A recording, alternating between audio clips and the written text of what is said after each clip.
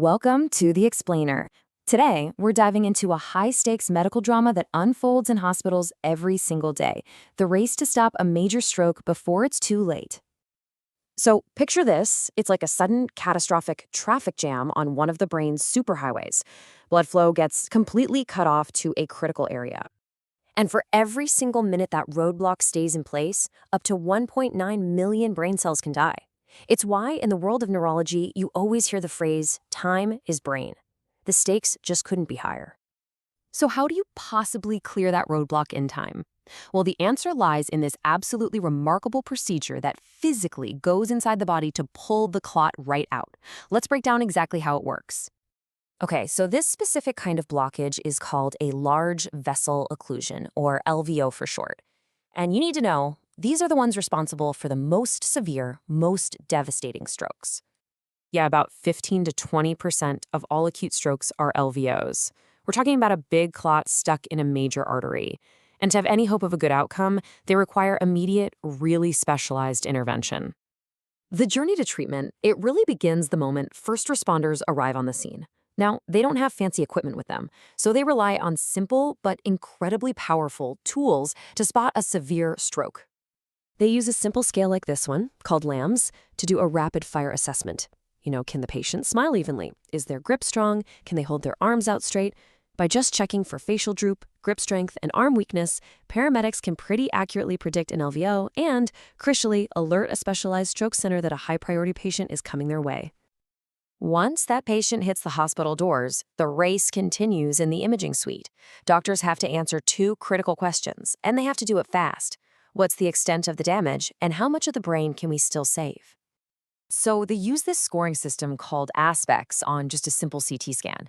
Think of it like a 10-point health check for the brain tissue. A higher score, say a 6 to 10, that's great news. It means there's more healthy brain to work with, and it's basically a green light for the procedure. A lower score, well, that makes the decision a lot more complicated. And this brings us to this really crucial concept, the penumbra. Think of it like a battlefield. In the center, you have the ischemic core. That's brain tissue that's sadly already lost. But all around it is the penumbra. It's stunned, it's starved of blood, but it's still alive. This is the brain tissue on the brink, and it is the entire target of the intervention. It's the territory doctors are fighting to save. And this brings us to the main event. With that clock ticking and the target identified, a team of neurointerventionists gets to work on one of modern medicine's most incredible procedures. Think of it like a microscopic, high-tech plumber's snake. This device, a stent retriever, travels all the way up through the body's arteries. The surgeon guides it right through the clot, deploys this mesh-like stent to trap it, and then just pulls the whole thing out. Instantly, blood flow is restored. It's just an incredibly elegant solution to a life-threatening problem. And the key distinction here is absolutely crucial. This isn't about using drugs to dissolve the clot, which can be slow and, frankly, often doesn't work for these huge blockages. No, this is about physical removal, a complete and immediate extraction. And the results? They're transformative. Landmark trials like this one, MR Clean, proved it beyond a doubt. Patients who got a thrombectomy were way more likely to have a good functional outcome, meaning less disability 3 months down the road. Look at the data. 33% of thrombectomy patients had good outcomes, compared to just 19% who only got the clot-busting drugs. This discovery, it changed everything. But here's the catch. This amazing technology is only effective if patients can actually get to it quickly. So the final piece of this puzzle isn't just medical, it's logistical. So now, entire systems of care are being redesigned around one single goal: speed. This means coordinating paramedics to bypass closer hospitals and go straight to specialized centers.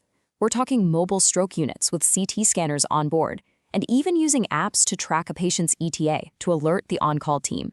The goal is to hit some really aggressive time targets, like getting from the hospital door to the start of the procedure in under 60 minutes. So here's the crucial takeaway. The science and the systems are in place, and they are incredibly powerful. But they all depend on one thing: someone recognizing the signs of a stroke and calling for help immediately. The entire chain of survival begins with that single critical action. Thanks for joining this explainer.